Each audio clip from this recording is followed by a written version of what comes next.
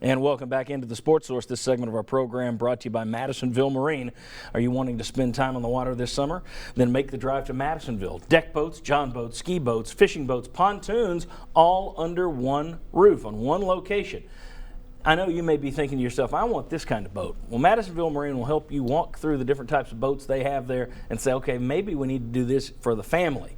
You know, it's the beauty of Madisonville Marine is it's not just one type of boat there and you have to go to another place to check out another type. They've got them all right there for you to see, and they can help you go through it. All right, Tennessee added another body to next year's basketball class as Jordan Bowden jumped on board. I think we have a graphic with all of the 2016 class, and we've thrown Lamonte Turner in there, who signed last year but wasn't eligible. Okay, now, plenty of guys, but no 4 stars, no 5 stars. Rick Barnes laying the groundwork here, or do you have any concerns that, you know, he was really something at Texas? How come he's not recruiting here? What are your thoughts?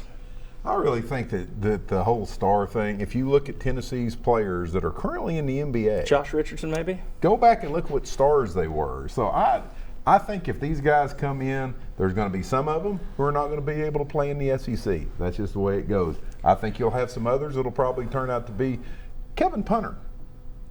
Where was he? He was not projected to be a 20-point per game Right. scorer in No. power conference So when he came out of high school. I just think that everybody needs to sit back.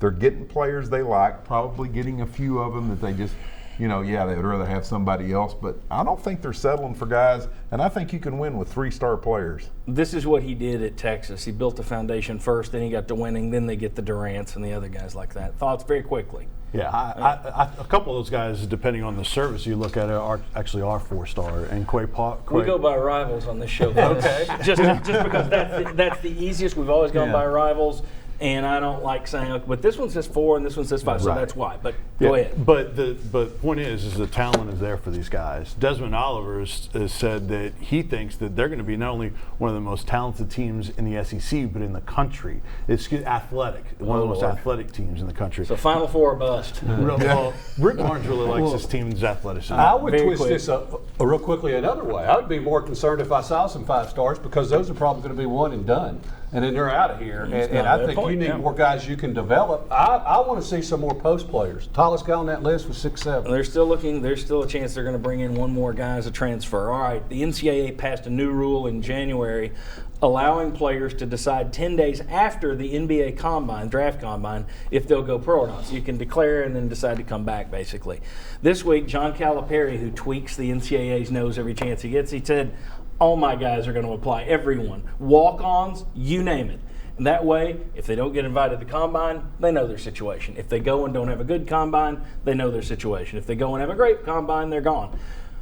Thoughts on Calipari? I'll just let Vince handle this one. Your thoughts on Calipari doing this? Yeah, it's just standard Calipari. He's not, the walk-ons aren't going to go after declaring and seeing what their status is. So I don't really have a problem with the rule. We need to do more for the student athletes. So if this helps the student athletes, I'm all for it. And the coaches have to adjust. I think it also helps Calipari recruiting. I mean, it's just another way he can say, It's a move in his recruiting game. I put, yeah, it's right. He's just moving another piece across the board. Yeah. I put the kids first. Yeah. So, all right. Chuck, I'll start with you down there. Kevin Stallings and Vanderbilt coming to an end. There have been rumors for 2 weeks that he was going to be fired. Instead, it looks like he's being allowed to, Pitt's going to buy him out, and he's going to go to Pittsburgh in the ACC. Very surprising to me that he would wind up at Pittsburgh, but let's look at it from a Vanderbilt status, Tennessee's rival in the SEC. You look at Stallings, 17 years at Vanderbilt, 7 NCAA tournaments, 5 NITs, finished 3rd in the league this year, but career under 500 in the league. Depending on who Vandy gets, are their standards a little too high? Do you think the next guy can go 7 tourneys in 17 years? Well, Vanderbilt does have pretty high standards for basketball, because that's where they have a lot of their tradition. You look at those 7 NCAA tournaments, John, how did they do in them? A lot of time Vanderbilt was favored and flamed out. I think it's a classic. You can stay somewhere too long, and it's time to move on.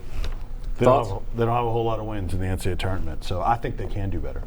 Yeah, I think this is best for both parties. Time to move on. Maybe it's a new start for Kevin Stallings, but if I'm Vanderbilt, I'll probably go young and see if I can bring in Will Wade's name's been mentioned from VCU, formerly at Chattanooga. Can he come in and bring a fresh start there? I'll keep pitching Josh Schertz from LMU. said that last year. Keep an eye on the guy. All he does is win 80% of his games every year.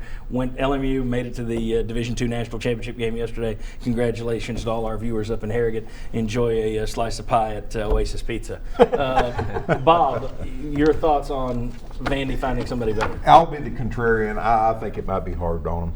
I think they probably should have let Stallings go another year, but the arguments are good. He may have stayed too long, and the concerning factor is the under 500 record in the SEC. Pitt fans aren't exactly rejoicing over this hire if you're going but then again, I take that back.